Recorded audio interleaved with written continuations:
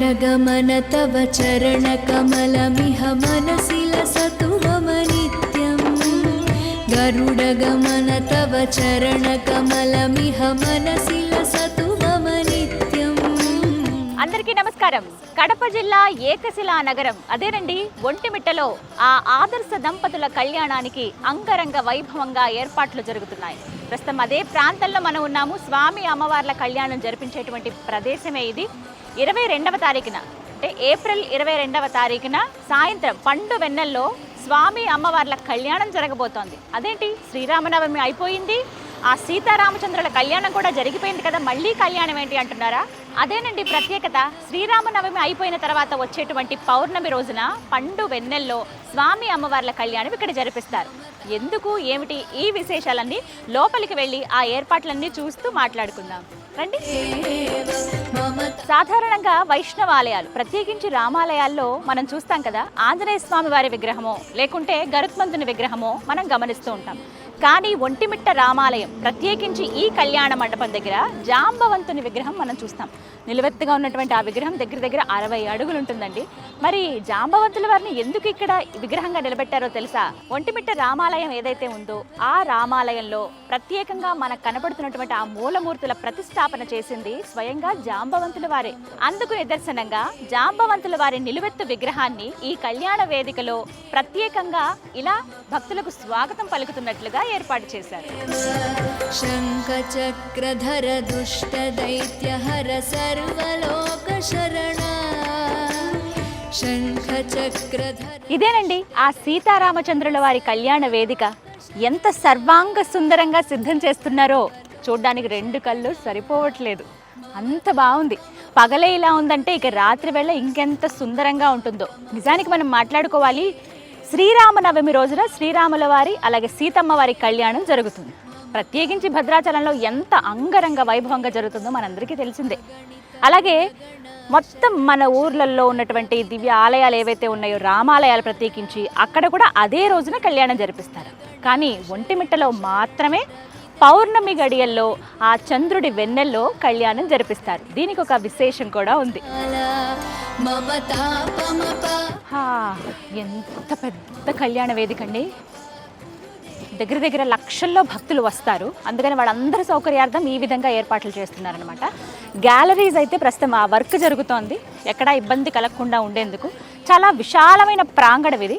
వాస్తవానికి చెప్పాలంటే రాములవారి కళ్యాణం ఒంటిమిట్ట దేవాలయం ఏదైతే ఉందో అక్కడే జరిగేది। ఈ ఘట్టం కూడా చాలా సుందరంగా ఉంటుంది। ముందు స్వయంవరం ఏ విధంగా అయితే జరిగిందో సీతారాముల వారికి అదేవిధంగా శివధనుర్భంగం జరుగుతుంది। ఆ ఘట్టం తర్వాత ఎదుర్కోలు మహోత్సవం, ఒక దగ్గర ఒక మండపంలో రాముల వారు, ఇంకొక మండపంలో సీతమ్మ తల్లి ఎదుర్కోలు నిర్వహించిన తర్వాత వివాహం జరిపించేవాళ్ళు। ఆలయంలోనే వివాహం జరిగేది, కానీ ఎంతోమంది భక్తులు రావడం, వాళ్ళందరూ కూర్చునేందుకు వీలుగా అక్కడ ఏర్పాట్లు లేకపోవడం, అంత స్థలం లేకపోవడం కొంచెం ఇబ్బందికరంగా అనిపించింది। ఎప్పుడైతే ఈ ఆలయాన్ని టీటీడీ వాళ్ళు వాళ్ళ అధీనంలోకి తీసుకున్నారో అప్పటి నుంచి ఇలా కాదు, విశాలమైనటువంటి ఒక వేదికలో స్వామివారి కళ్యాణం జరిపిస్తే బాగుంటుంది అని నిర్ణయించారు। అందులో భాగంగా ఈ స్థలాన్ని వారు తీసుకోవటం, ప్రత్యేకించి ఇక్కడ కాటేజెస్ కూడా ఏర్పాటు చేశారు। అలాగే ఈ ఖాళీ స్థలం ఏదైతే ఉందో అప్పటి నుంచి, అంటే ఎప్పుడైతే నిర్ణయించుకున్నారో అప్పటి నుంచి కళ్యాణం అనేది ఈ గ్రౌండ్స్లోనే ఇక్కడే చేస్తున్నారనమాట। మహా అయితే ఇంకా ఎక్కువ సమయం కూడా లేదండి, కొన్ని గంటలే ఉంది। అందుకే ఏర్పాట్లు కూడా మ్యాక్సిమం కంప్లీట్ అయిపోయినట్టు చూడొచ్చు। ఇవన్నీ నడుచుకుని వెళ్ళడానికి, అటు సైడ్ అంతా కూర్చోడానికి అనమాట। స్క్రీన్స్ కూడా ఏర్పాటు చేస్తారు, అందుకే వాటికి తగ్గట్టుగా ఇక్కడ ఉంది। అండ్ ఇంకొకటి బాగా గమనించవచ్చు, లైట్స్ అవి ఉన్నాయి చూసారా, రాత్రిపూట కదా కళ్యాణం, అందుకని ఎక్కడికక్కడ లైటింగ్స్ అన్నీ సిద్ధం చేశారు, ఎక్కడ కరెంట్ ఇష్యూస్ రాకుండా। ఎందుకంటే దూరం నుంచి చూసే వాళ్ళకు కూడా వీలుగా ఉండడానికి ప్రత్యేకించి స్క్రీన్స్ ఏర్పాటు చేస్తున్నారు। అలాగే జనరేటర్స్ ఇవన్నీ ఎక్కడికక్కడ చాలా పగడ్బందీగా ఏర్పాట్లు అయితే జరుగుతున్నాయి। సుగ్రీవమిత్రం పరమం పవిత్రం సీతాకళత్రం నవమేఘగాత్రం కారుణ్యపాత్రం కళ్యాణ వేదికకి దగ్గరగా మనం వచ్చామండి। ఇక్కడ చూడొచ్చు విఐపి లాంజెస్ ఇవన్నీ కూడాను, విఐపీస్ కూర్చోడానికి ఇటువైపుగా, అలాగే ఆ వెనక నుంచి సాధారణ భక్తులందరూ కూర్చుంటారు। ప్రభుత్వ లాంఛనాలతో ఇక్కడ స్వామివారి కళ్యాణ మహోత్సవం జరుగుతుంది కాబట్టి దానికి తగ్గట్టుగా ప్రభుత్వానికి సంబంధించిన విఐపీలు అందరూ కూడా వస్తారు కాబట్టి వాళ్ళకి ఇక్కడ ముందుకి కూర్చునే ఏర్పాట్లు చేస్తున్నారు। అలాగే ఇక్కడ నుంచి వీక్షించేందుకు అనమాట, ఇంత దూరం నుంచి కూడా మనకి చాలా అద్భుతంగా కనపడుతుంది। క్రేన్స్ అవన్నీ ఏర్పాటు చేశారు, అలాగే లైటింగ్స్ ఇక్కడంతా వస్తాయి. ఒక్కసారి ఓవరాల్గా ఆ వేదికను చూడండి ఎంత సుందరంగా కనబడుతుందో. ఈ వైపు నుంచి ఆ వైపుకు చూసుకుంటే ఒకవైపుగా గరుత్మంతుడు స్వాగతం పలుకుతున్నట్లుగా, మరోవైపున హనుమంతుల వారు ఉంటారు. ఇక ఆ పైగా చూసుకుంటే శంకు చక్రాలు, పైన పూర్ణ కలశం, మధ్యలో స్వామివారు అంటే అమ్మవారు స్వామివారి మెడలో కళ్యాణమాల వేస్తున్నట్లుగా కనబడుతుంది. అంటే కళ్యాణ వేదిక కదా ఇది, దానికి గుర్తుగా ఈ విధంగా పైన అలా పెట్టారనమాట. ఎంత పెద్ద పందిరో. కామన్గా చెప్తూ ఉంటారు కదా, రాముల వారి కళ్యాణం అంటే ఆకాశం అంత పందిరి, భూదేవంత పీటలు వేసి చేశారు, అంత ఘనంగా జరిపించారని. అంతే ఘనంగా ఏమాత్రం తీసుకోకుండా ఇక్కడ కూడా ఆ కోదండ రాముడు, ఆ సీతమ్మ తల్లి కళ్యాణ మహోత్సవం ఘనంగా జరుగుతుంది. నయనాభిరామం వదనాభిరామం సుగుణాభిరామం విశ్వప్రమాణం క్రతుభోగకామం శ్రీరామ. అత్యంత పవిత్రమైనటువంటి పుణ్య వేదిక శ్రీ సీతారామచంద్రుల వారి కళ్యాణ వేదిక పైన ప్రస్తుతం నేనున్నాను. ఎంతటి మహద్భాగ్యమో ఇది. మరికొద్ది క్షణాల్లో స్వామివారి కళ్యాణం జరగబోతోంది. అందుకు తగ్గట్టుగా ఇక్కడ అందమైన రంగవల్లులతో ఎంత చక్కగా తీర్చిదిద్దారో చూడండి.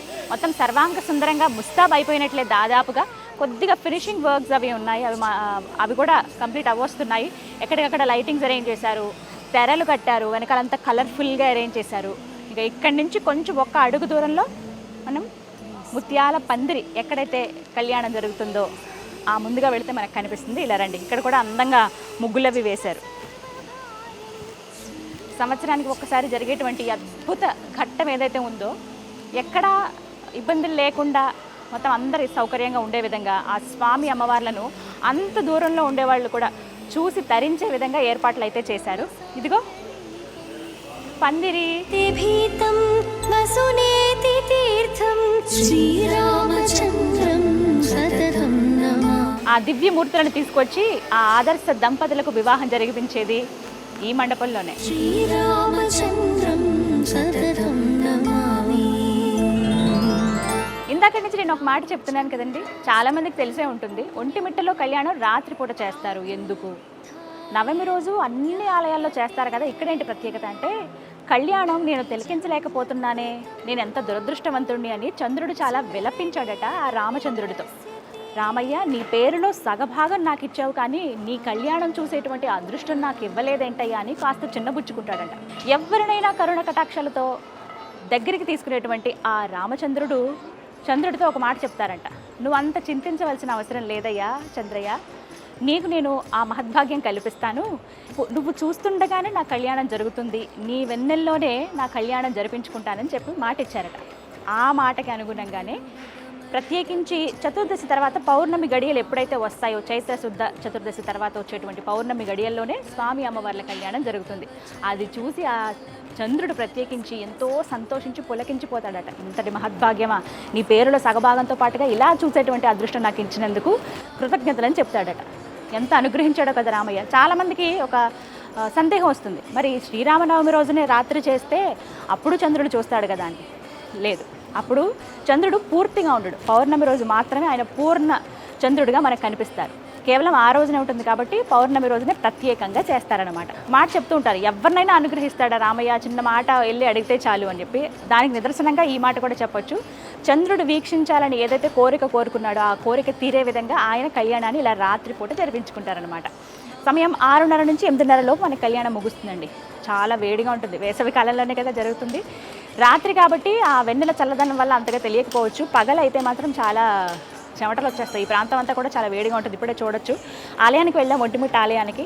అక్కడ అంతే వేడిగా ఉంది. ఇక్కడ కూడా మొత్తం టెంపరేచర్ చాలా ఎక్కువగా ఉందన్నమాట. కానీ అందుకు తగ్గట్టుగా ఏర్పాట్లు అయితే చేశారు. సాయంత్రం అయ్యే కొద్దీ కొంచెం కొంచెం ఎండ అనేది తగ్గుతుంది.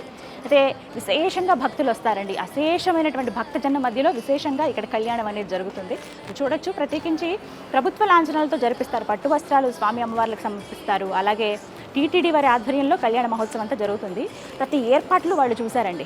ఇంకొకటి ఏంటంటే ఇక్కడ లడ్డూలు ఏవైతే ఉన్నాయో అవి ఇక్కడ ప్రసాదంగా ఇస్తారు. ఆలయంలో కూడా మీరు చూడొచ్చు, 2వ శనివారం రోజున తిరుపతి లడ్డు ఇక్కడ మనం ప్రసాదంగా తీసుకోవచ్చు అనమాట. అడిగితే వాళ్ళు ఇస్తారు. మీరు ఒకవేళ తిరుపతి దాకా వెళ్ళలేకపోయామే, స్వామివారి లడ్డు తినాలని ఉందని కోరుకుంటే మీరు ఒంటిమిట్ట రామాలయానికి వచ్చి మాకు టీటీడీ తిరుమల తిరుపతి దేవస్థానం వారి లడ్డు కావాలంటే 2వ శనివారం వెళితే ఖచ్చితంగా ఇస్తారనమాట. మర్చిపోకండి తీసుకోవడం. మొత్తం మీద చాలా చక్కగా ఏర్పాట్లు అయితే జరుగుతున్నాయి. ఈ వేదిక ఇప్పుడే ఒకసారి మనసులో తలుచుకుంటే ఇక్కడే కళ్యాణం ఎంత వైభవంగా జరుగుతుందా అని కళ్ళ ముందు కనబడుతుంది అనమాట.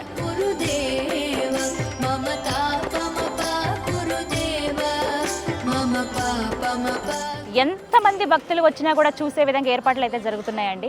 ప్రత్యేకంగా చెప్పుకోవాలి, ఇప్పటికే కడపకు చాలా మంది భక్తులు చేరుకున్నారు. ఒంటిమిట్టకైతే ఇంకొంతమంది వస్తూనే ఉన్నారు మరికొద్ది గంటల్లో కళ్యాణాన్ని వీక్షించేందుకు.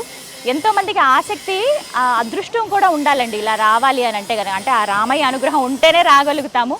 నాకు కూడా ఉంది చూడాలని చెప్పి, భాగ్యం ఉంటే ఖచ్చితంగా మాకు అదృష్టాన్ని ఇవ్వండి అని అడగాలి ఆ స్వామిని. అవకాశం ఉన్నవాళ్ళు మాత్రం అస్సలు వదులుకోవద్దు, రండి. చక్కగా ఆద్యంతం మనకి ఇక్కడ కళ్యాణాన్ని చూడొచ్చు, తెల్లవారుజామున వెళ్ళి మళ్ళీ స్వామి దర్శనం చేసుకుని మన ఇళ్ళకి మనం చేరుకోవచ్చు అనమాట. అన్ని ఏర్పాట్లు అయితే బాగున్నాయి. మీరు కూడా వచ్చి దర్శనం చేసుకుని ఆ స్వామి కృపను అనుగ్రహాన్ని పొందుతారని కోరుకుంటున్నాను. ఇది వాళ్ళ వీడియో. జై శ్రీరామ్.